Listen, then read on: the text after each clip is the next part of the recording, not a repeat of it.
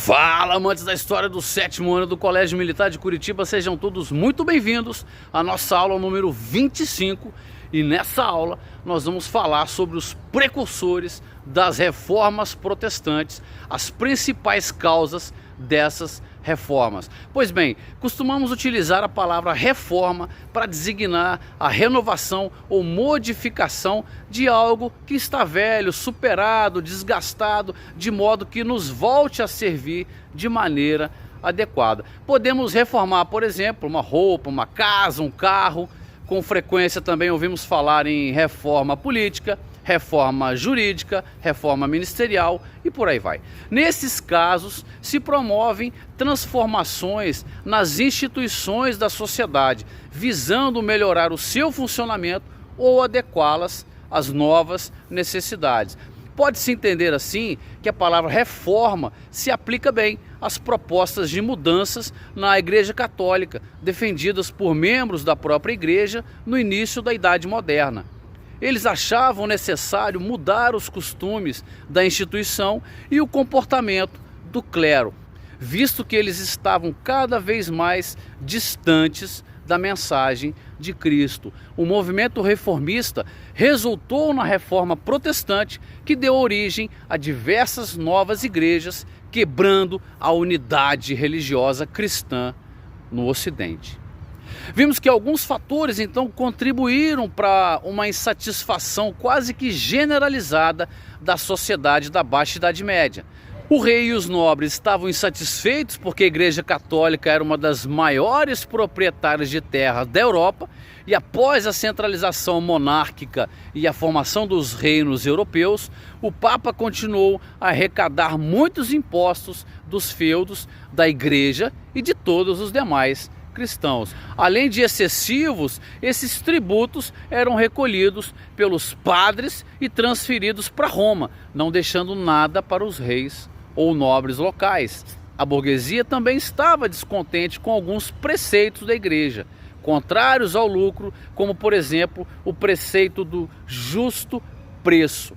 Segundo a burguesia, esses preceitos afetavam os seus lucros, então eles passaram a ver a fé católica como um problema para os seus negócios.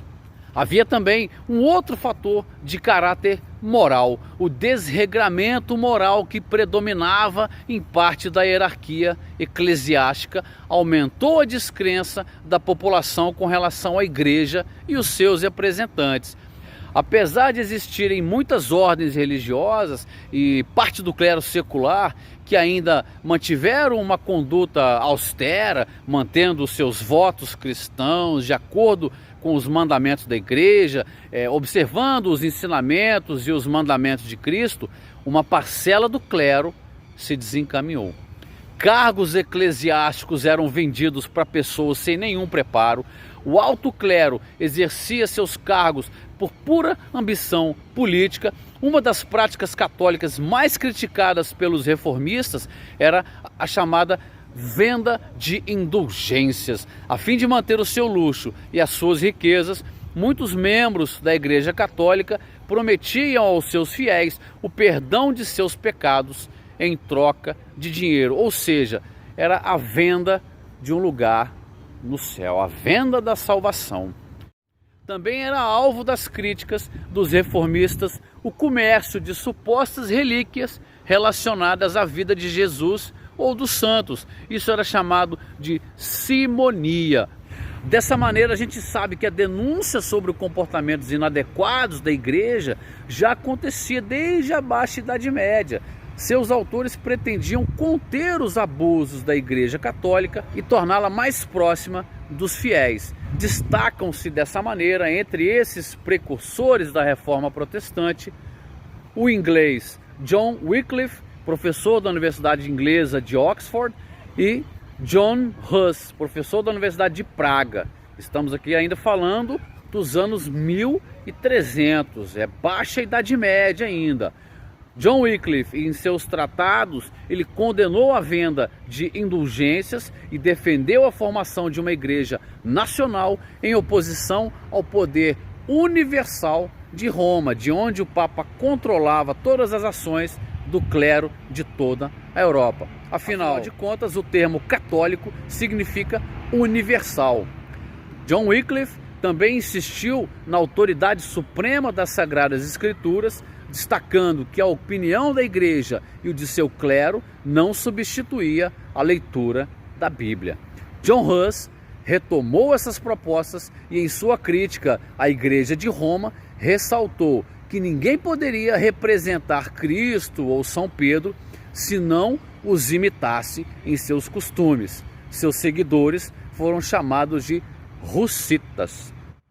As ideias de Wycliffe e Huss foram assimiladas por muitos cristãos que passaram a contestar a autoridade do Papa, mas nada que pudesse modificar as estruturas da Igreja, nem abalá-la. Algumas décadas se passam e o movimento reformista vai ganhando corpo, vai ganhando forma e também novos adeptos. Vamos para a Alemanha, a cidade é Wittenberg, o ano é 1517. Seu nome, Martinho Lutero. Ele era um monge católico, professor da Universidade de Wittenberg, região do Sacro Império Romano Germânico. Não havia uma Alemanha unificada ainda nesse período. Revoltado com a venda de indulgências, naquele ano de 1517, ele fixou na porta da igreja local um texto com 95 teses que ele criticava com rigor a troca de penitência por dinheiro, aquilo que eles chamavam de indulgências. Em 1520, o Papa Leão X exigiu a sua retratação sob pena de ser considerado um herege. Lutero queimou aquela ordem papal em praça pública e foi excomungado finalmente em 1521. No mesmo ano, a condenação do monge por heresia foi confirmada pelo representante secular da cristandade, o imperador do Sacro Império Romano Germânico, Carlos V, na época, que decretou o banimento de Lutero. Essa medida foi tomada numa assembleia que a Igreja Católica fez, que eles chamavam de dieta.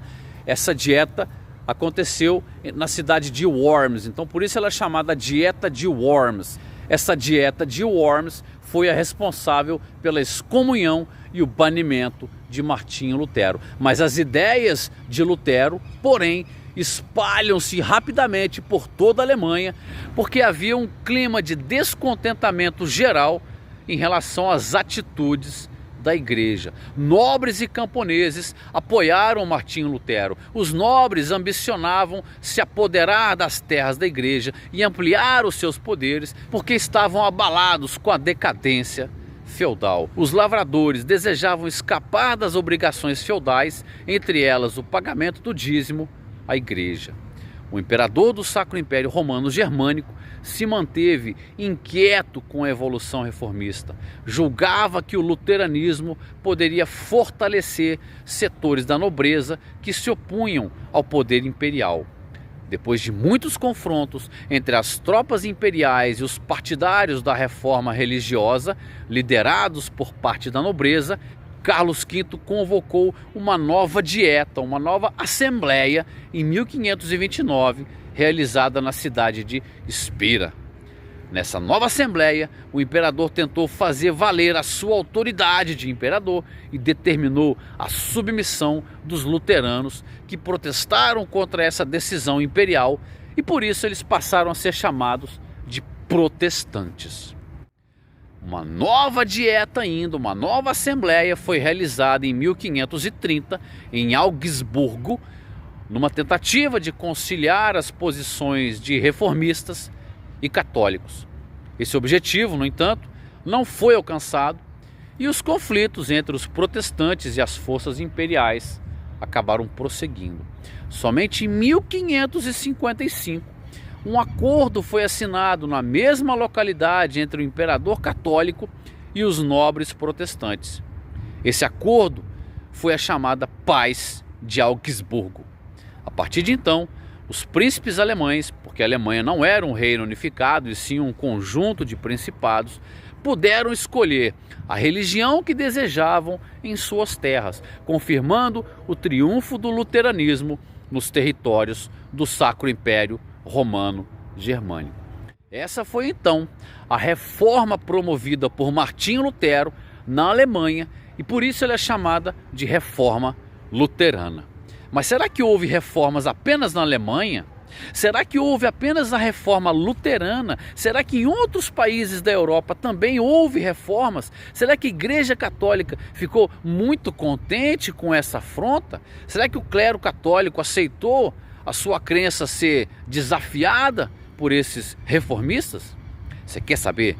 Ficou curioso? Então não sai daí, vai para a aula número 26 que vamos ver que muito mais aconteceu e lá eu vou te contar tudo. Te espero lá. Grande abraço.